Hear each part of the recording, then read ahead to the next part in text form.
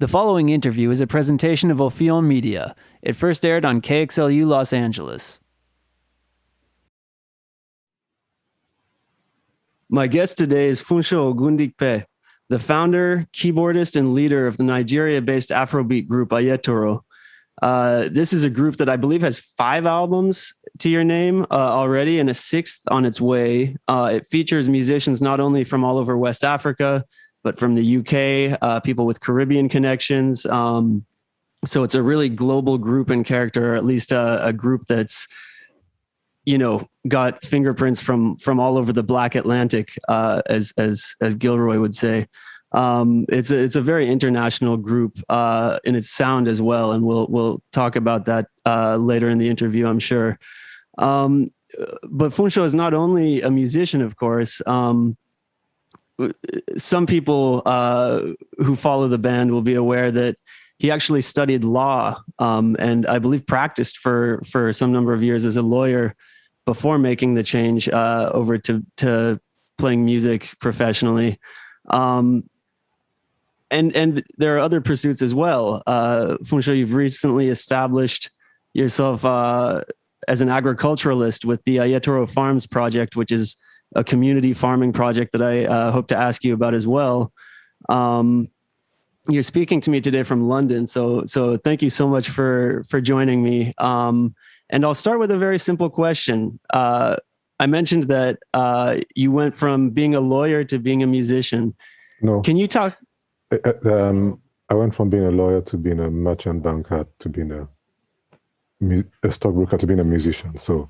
Wow. Okay. Well, so talk to me about that set of transitions, if you would, and maybe we can start there.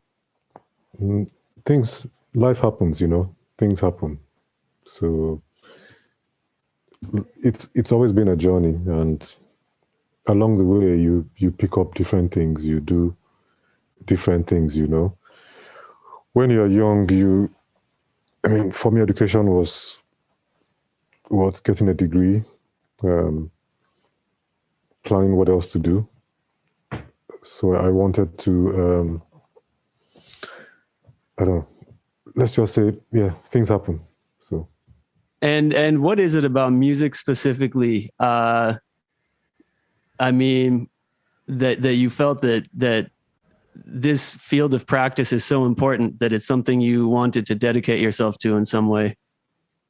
Dedicate myself to, music has always been there. So I won't say I've dedicated myself to music more than I've dedicated myself to other things, Let's just say music is strong enough to command your attention. That's cool. Because you don't know me as a parent, as a father, or as a member of a community, or as other things. So, but it's music. So probably music commands attention. It's an art, so it gets out there. That's true. That's very true. Well, I'd like to start by asking you about the group, but certainly I don't want to limit the entire interview to just that range of topics, because as you said, you're a much fuller person than just a musician alone. I'll start by asking about the name of the group, Ayetoro. Can you talk about that a little bit? Ayetoro, yes. Loosely translated, it means in English a world of peace. But then it can also mean order. An orderly thing, order. And so what is it about that concept that moved you enough to choose the title for the band? There were 1 or 2 communities in Nigeria established by Yoruba people. These communities were post-independence. They had a communal basis to everything they did. People actually decided to leave the urban areas and go and form these towns, with varying degrees of success. But for me, it was an eye-opener to what you could do if you did things in a communal way. So I chose the name for the band.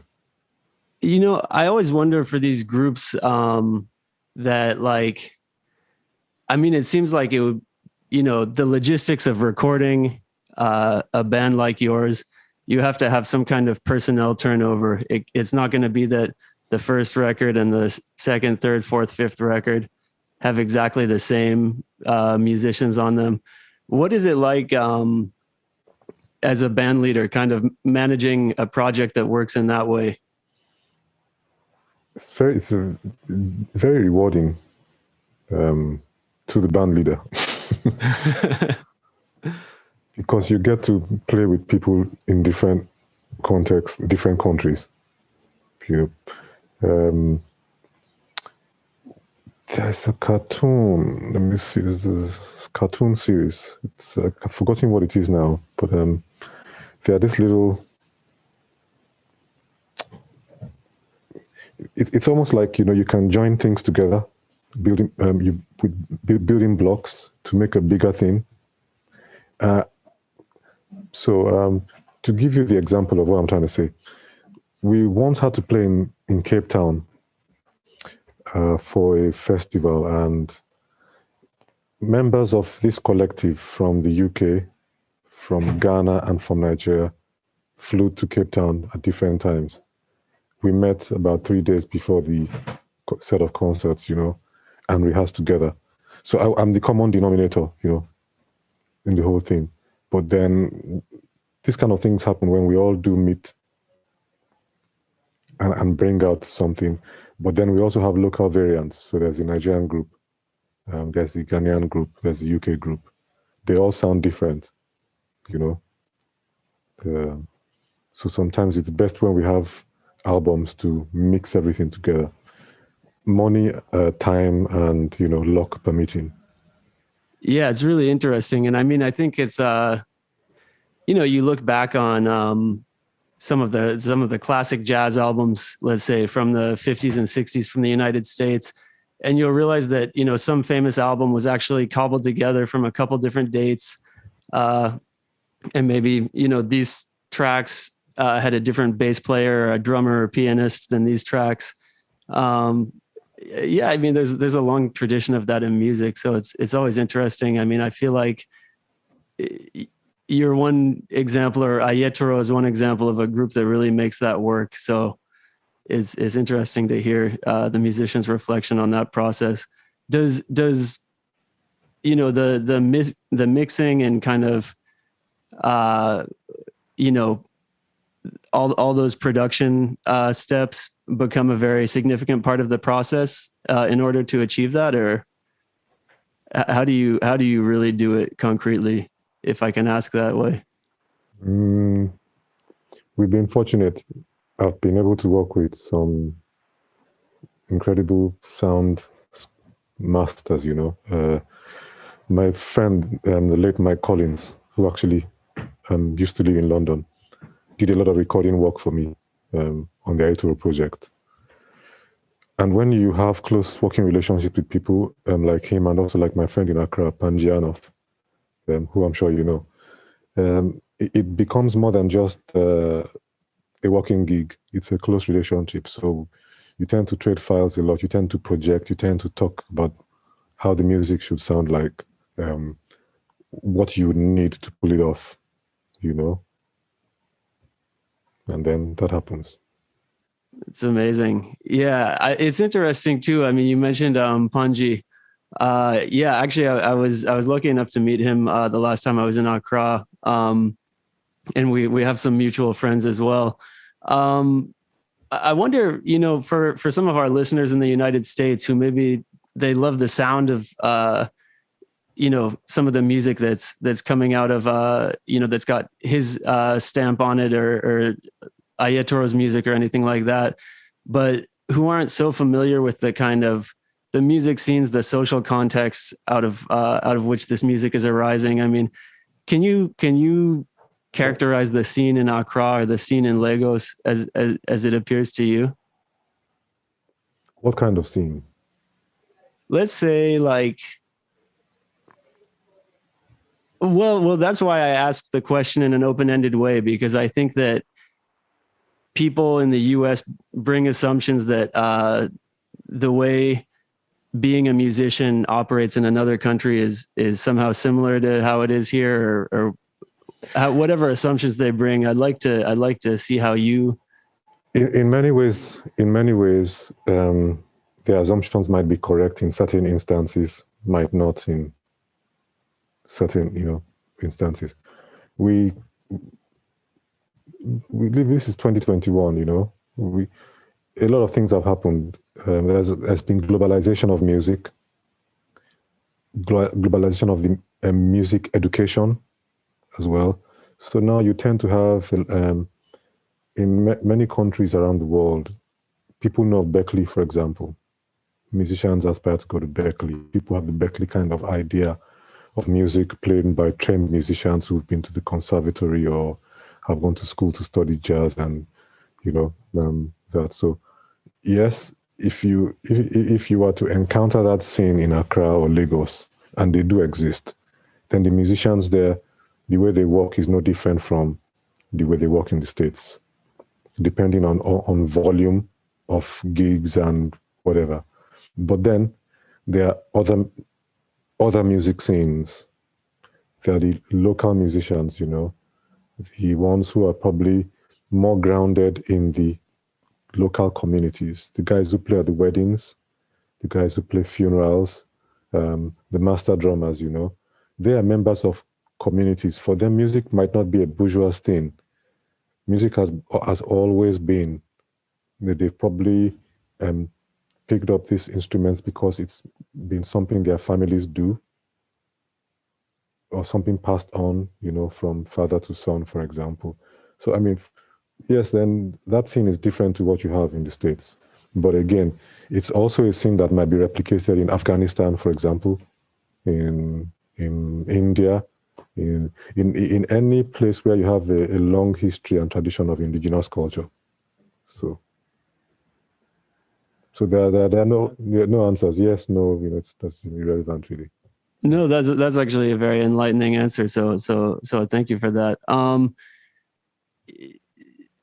Yeah, another question that comes to mind. One thing that I find so interesting about Ayetoro is really the way that,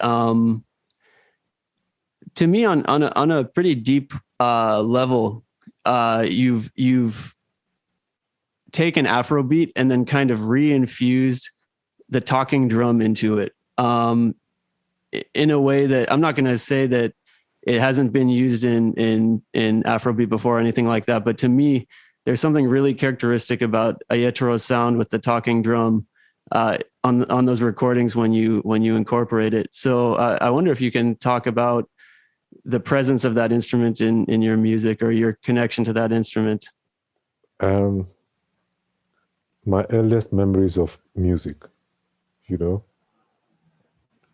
of music from my home, growing up as a young, child, is my father's record collection. Obviously, he had to have a large amount of Yoruba music because I come from a Yoruba family. So that's the first thing. I grew up listening to people like King Sunny Ade, Ebenezer Obey, Haruna Ishola, Ayinla Omowura, All these musics had, first and foremost, a very strong Yoruba traditional bass, and the talking drum in different forms, played a rich part. By the time I became a teenager and listened to funk, jazz, other kinds of music, got into what you call Afrobeat. After one or two records, I realized I wanted to hear that sound. That sound, the sound I used to hear on the Ebenezer Obey records, on the King Sunny Ade records, the Ayinla Omowuras, yes. So it was a no-brainer, really. Also, a few years before I started my record career, Majek Fashek, the Nigerian musician, had already shown me how to incorporate the talking drum into Afrobeat, reggae, or whatever form it was. He had an album, not Prisoners of Conscience, the one after that. It was on Interscope, the US. So he had a song called Ja People. I found that interesting. Yeah, it's something, I mean, I'm editorializing here. It won't be very interesting for the listener, but it's something so powerful to me. I mean, the sound of multiple talking drums layered up, playing the same part. I mean, on a recording, it's very, very difficult to replicate the force of that sound with any other instrument or set of instruments. So it's really nice to hear what direction you've taken your band by incorporating that. You mentioned a few of your musical influences, but I know that you listen to a lot of other music beyond just Yoruba music or Nigerian music, and that you also take a lot of influence, artistic influence, from artists who were not musicians or were not strictly musicians. So with your permission, I'd like to kind of read off a list of names, and each name you can, if you have any reaction, you can give it. Go ahead. So let's start. I'll start with Archie Shep. Mr. Shep is Mr. Shep is Mr. Shep. He's a grand old man, been there, done it all, I think. With people like this, the word is gravitas, you get a sense of someone who's explored. He's explored the outer reaches of the form of jazz, but he also came back and played deep in the African American music tradition, and the older he gets, the more you understand that music is not just for entertainment. It's a life force, and it must be treated with respect. And the musician or the composer or the person participating in that ritual of creating music has to treat him or herself with the utmost respect as well. Not to mention play simply great music, Yeah, truly. I mean, when they speak about the consummate artist, the word you used, gravitas, I mean, that's really the best word, I think, to describe the man. He's, I often say in my capacity as a radio DJ when I play his stuff on the air that I believe he's the United States' greatest living artist. So it's really nice to hear you share those words about him. I'll throw another name at you, Usman Semban. You are starting with the grand old man. Yeah, his background, the fact that he chose the side of the working man in his art is, for me, probably the most important thing. At times in the world we live in, it's very tempting to concentrate on just aesthetic choices, to think of ourselves as wonderful musicians or filmmakers or painters simply because we have talent and we can be self-indulgent. But for Sembene Usman, he put his considerable talent at the disposal of his people, chronicling history and making important points. And we should never forget that the artist has a duty, to speak some kind of truth. Sometimes their truth, sometimes universal truth, But to always note that art is ultimately a communal thing, so it should be for the benefit of the people. if it is for the benefit of the people, then it should be truly something that's important and something that is life affirming. And so people like Sembene Usman, with their films and the questions they ask, they show us many pointers, possibilities, and ask many questions which sometimes we don't have the courage or the luck to have the opportunity of asking. Yeah, I mean, it's amazing too that when you watch one of his films, it's as densely packed as it could possibly be with meaning at every level. I mean, some multiple layers, and I especially enjoy that. Yeah, it's an incredible form of storytelling. I'm gonna keep going with the big guys, so get ready to give me another big answer. I want to ask about Yusef Lateef. Oh, he's great. You're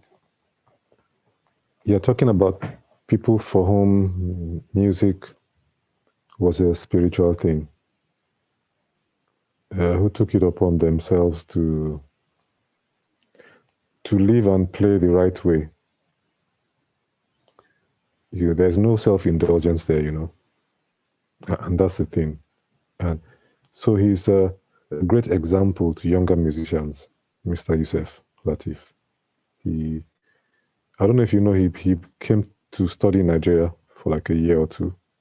Yeah, in fact, the album that he recorded there, I have a copy. It's one of my favorites. A lot of musicians love that album, especially his use of the rhythms, and it's a pity that because of the way the world works, a lot of stuff that was done by the radical jazz musicians wasn't really exposed back in Africa. So you have to come to Europe or some small labels now to find, out what's happening. But that's what you call a seminal album, that one. Yeah, really, really groundbreaking. And yeah, his influence certainly lives on in the American scene. I can say that much. The Adam Rudolph and the Go Organic Orchestra. There's a lot of people, I think, in different ways and in their own ways carrying on his legacy. I'd like to get your opinion on Abdullah Ibrahim, Dollar Brand. Menenberg is where it's all at. What can you say about people like this, though? It seems it's interesting. It also says a lot about you. I think the guys who you are throwing at me now, from Shep to Usman to Lateef to Abdullah Ibrahim. Yeah. His music is always peaceful, no matter the tempo. There's also deeply. Okay, you don't want to overuse the word spiritual, but these guys were quiet, and at some point in time, it seems each of them found his way, a way to be one with the universe, and that obviously affected everything they have done. I loved his work with Ekaya. I still do. He introduced a lot of young musicians to the world. Carlos Ward, the saxophone player. They have a couple of wonderful recordings together. And then also, from South Africa, of his work with the Pistols and people like Basil Kotze. So. Yeah. Another South African musician I would just love to get your 2 cents on while we're on the topic is Johnny Gianni, the bassist originally from the Blue Notes and then from so many other groups and his own projects. I haven't really studied him much. I know he was a larger than life character because I've read a few things about him, but I really wouldn't say I know. But I know as a bass player, he held it down.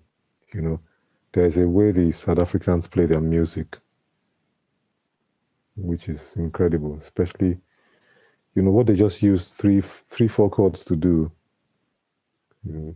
It sounds like high life, but it's not high life. It sounds like blues, it's not blues. It sounds like jazz, but it's all fused together, with some feeling. And then the way they use their kind of gospel chords as well to play. So Yeah, and getting back to to what you were saying a minute ago about Abdullah Ibrahim. I mean, in any tempo that he's playing, it's just full blast, gospel, at the spirit level. It's yeah. always at the spirit level. Yeah, yeah. Well, I'll just put one more to you. I think actually, I don't know if you mentioned his name about 10 minutes ago. A well-known Nigerian musician, Sonny Okusum. Oh wow! I also grew up listening to his albums. A lot of his albums. He had something like many. It was a generational thing for people like Sonny Okosun, Fela Kuti, Sonny Ade. Having their individual sound was important to them.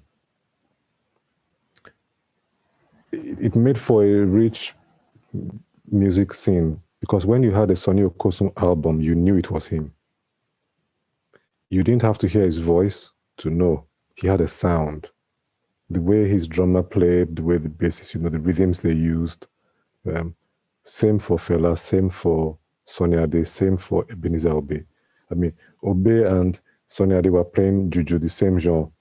But each time you had their albums, you knew within like maybe the first 16 bars, you knew this was Sonny Ade.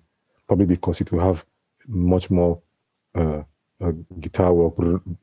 But then if you had an Ebenezer Obey, it also had that thing Abdullah Ibrahim had, always had that coolness, the calmness. So you could differentiate, So it was important for them to all have their sound. So Sonny Okosun had a great individual sound, that he was able to translate into his records. Tunes like Fire in Soweto, Papa's Land. His rhythm section was also famous, or at least well respected in the musicians community. Moscow Egbe, his drummer, Johnny Wood, the keyboardist, I mean, these are guys who are not known, they're not out there, they were just the musicians. But then if you buy his records, you see their names on liner notes. And then those of us who play, we know, we respect them because we listen to what they do. And you can see how they manipulate the sound to create the grooves that Okosun uses. That's really interesting. And I realized as you were answering that question that my listeners will wonder what's wrong with me if I don't also ask you about Fela Kuti. So let me do that. Fela was an important part of Nigerian musical history, no denying that. It's therefore he also played an important part in being there so that younger musicians could come, and for a period his band was like the hothouse where you went to cut your teeth if you wanted to play, for example, Afrobeat. Because we had this tradition in Nigeria where these guys all had their sounds, if you wanted to learn how to play Sonny Okosun's kind of music, you had to go sit in with his band. You had to go check them out, either play as a sideman for some gigs or you just sit in occasionally. Same with Fela's band. Because a lot of the guys in Fela's band had a respect for jazz music, there was more of that improvisational thing where many of us younger guys could go and sit in with the Egypt 80, which is where my journey into what you call Afrobeat started. Because his band was there. As a young musician, I could go and ask the band leader, oh, can I sit in on this track? And once you learn the chords and the changes, if it's more than one chord or two chords, then you sit in, you play. And then you move on. You get to know a few more tunes. Sometimes you play when it's there. Sometimes you play when, it's just the band jamming. So he was important in that way. I mean, the rest, your listeners probably know, the politics, the things the record companies want them to know and all of that. So. Yeah, fair enough. One last question on sort of on the group, and then I'll move on to a couple other things. But actually, and this is a story that but I'll just repeat it for the sake of everyone else. The way I found out about your group was I was actually on YouTube looking for some kind of interviews or videos with the Congolese author Sonny Lebu Tansi. And a track popped up from your group because you had actually, I think, dedicated the song to him, or at least his name is in the title. It's written for him specifically. Okay, great. Yeah. So I want to ask you first about your connection to Tansi, but then also literature in general. You were the one who recommended me to read this remarkable book, Le Devoir de Violence, Bound to Violence, by the Malian author Yambo Wologem. So talk about your own connection to literature and the connection between your music and some of these literary greats. Art inspires me. Simple, in whatever form. Paintings do, books do, music obviously does. I've always liked reading. When I was younger, I started, and something I haven't stopped doing. So I discovered Sonny Lebu Tansi quite a while back. And I like his books. And I read about him, and his life was tragically cut short, that of him and his wife. But he was one of our important writers. He was, he still is, even though he's late, So it was something I've always wanted to do, and I'm glad we did that. We were also able to do it by writing in Congolese, which happened because I met a Congolese singer somewhere in London about a few years back, and we decided to do this. So, as for Yambo Ologem, he's been described as our ballsiest ever writer, and apart from the fact that he didn't write much. You've read Le Devoir de Violence, so I think you should tell your listeners about it. I mean, that book, I don't know. Just check it out. That's all I can say. Check it out and don't blame me if it traumatizes you. Yeah, I'm sure they will enjoy it. I'm sure they will. No, it's really a deep work. Yeah, so that's it. So literature really influences, and it not influences, it inspires me. But again, so does all art. And you find that in almost every endeavor the human being does can be artistic if we want to.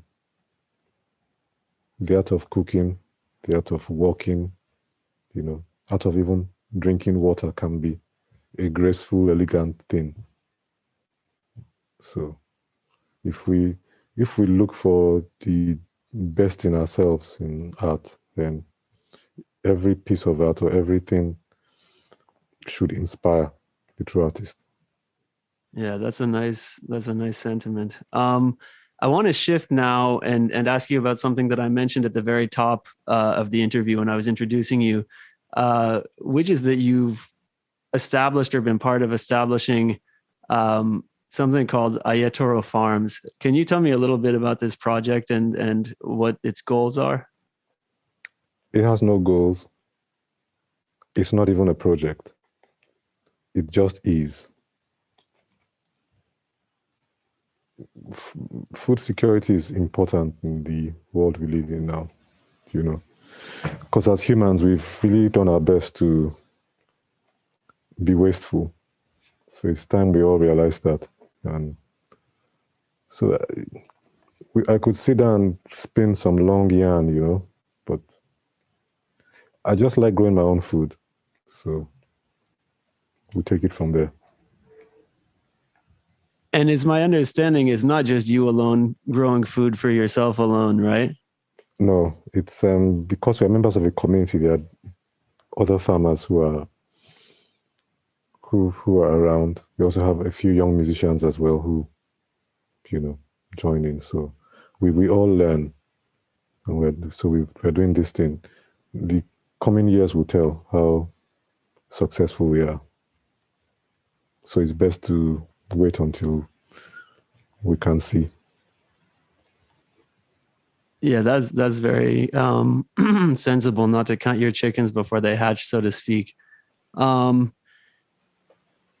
because like you said, is not a project. It's just food. So I don't want to ask you to get too philosophical about it, but at the risk of doing exactly that, I mean, I wonder if you can comment on the fact that you're not the only person of you know, let's say your generation or even the next generation down in West Africa who's decided to yeah, I'm gonna go back to farming. So can you say anything about that? I think it's a global thing, you know. I don't think we should focus on West Africa or Africa. I think it's a global thing. I think people all over the world are realizing certain things now. First of all, that the price of food is getting too expensive. The average working class person, can you imagine, can you estimate now how much they spend? What percentage of their wages goes on food? Globally, Yeah, just an average.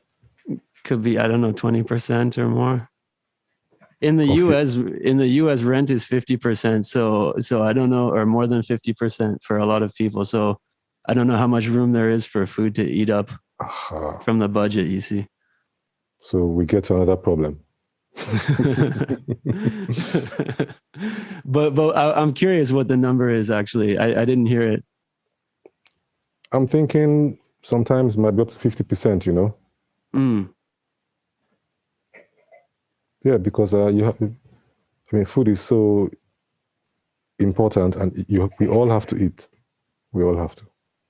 So if you when I was growing up, it was normal for our mothers to have vegetable gardens, you know, tomatoes, peppers, okra, different kinds of vegetables, you know, were grown. It was, I think, probably much later as society became more urbanized and globalization set in, that people stopped taking these things, you know, as a normal part of their lives.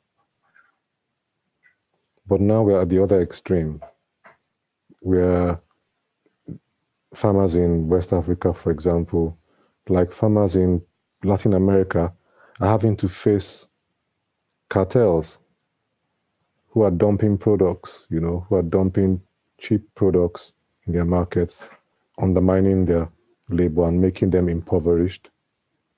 So it's a global thing. And the solution can only come globally, it can't come locally anymore, because we are facing the same enemies, you know. It's the same problem in most countries now. So I wouldn't say those of us in West Africa are doing anything people in Latin America or in the Maghreb or even in South Asia are not doing. Because there's a growing consensus now that people have to return to the land. And so, you know, maybe we can talk about that.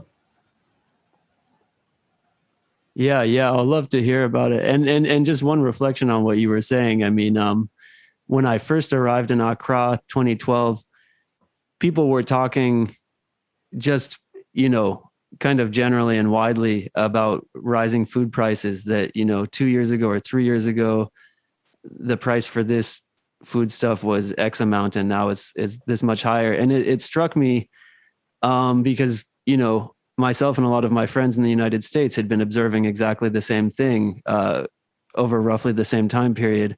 So when you talk about it as a global phenomenon, um, yeah, just to drive home that it really truly is something global. But what are your thoughts on Back to the Land? Yeah, I'm curious to hear about that.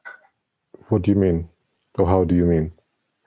I mean, like, well, I don't know, because you were like, we can talk about that. So I was curious to just shake more insights out of you. Yes, but how do you mean? How do you Like, mean? is it something that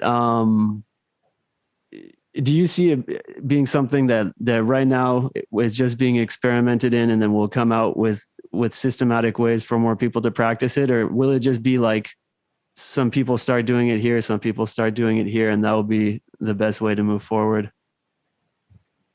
No one knows. We are still in the middle or probably towards the end of a pandemic, you know. So that situates things, Global supply chains have been disrupted. Life has been disrupted. So there still is something chaotic about what is going on now. So it's not going to be easy to just, make a wild guess or make any kind of guesses right now. We Governments and people, the focus right now is still on solving this. So I haven't seen people come up with any long-term policies about what next to do. But hey, after chaos, there comes order. So maybe we should allow everything to just happen and see what happens after this. But having said that, Cuba is an island of how many million people? I'm not sure the population off the top of my head. Sorry. Um, I know, for example, that necessity became the mother of invention for them. When you can't import fertilizers, you have to make your own. If you can't import baked beans, you're going to have to make yours. So I think this whole thing will sort itself out. Once the human being can respond to the challenge, we will solve it. Yeah, that's great. And a couple of specific more questions about Ayetoro Farms. I mean, I'm just curious what you're growing, what methods you're using, those kinds of basic questions. Completely organic. We practice permaculture too. So the idea is to build a food forest first and then let the rest take care of itself. That's amazing. Awesome. Well, yeah, I hope someday I can come out and, grab a little bite out of the food forest. Great, yes. Um, I'm surprisingly coming to the end of my questions here. So just one last question for today, and it's kind of out of left field, as we say here in the U.S. But you mentioned to me that you have this sort of habit of reading and rereading Ibn Khaldun's the Mukaddima. I wonder if you could say a little bit about why this text is so important to you. Because of his insistence on the scientific method. You bust all myths, you break them down so you can move forward. The self-criticism, the fact that he would use the scientific method in analyzing history, for me was interesting because I find that same insistence on the scientific method in the art of Miles Davis. the great, because for him, music had to follow the scientific method. You know, his records, I don't think you can ever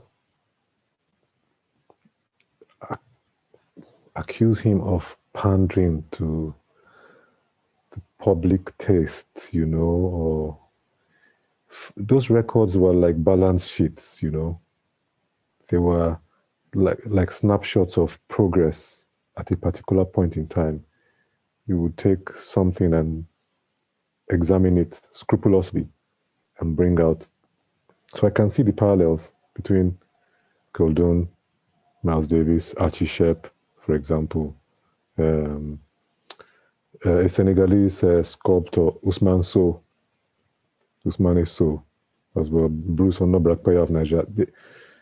The scientific, you know, to do something well, you have to rigorously examine. And then you have to also be studious. You must study it. So when you read Mukaddima, you see how Khaldun analyzed and set the template for modern history by using critical reasoning to debunk certain things which, you know, were being held as fact before his time, just by asking questions and showing true reasoning and deduction. This can be true. So we owe him such a debt. And on that note, Funsho Ogundipe, thank you so much for joining me and for sharing some of your thoughts and your wisdom with me and your insights on all these great artists and important issues. Thank you very much, Adam. Thank you.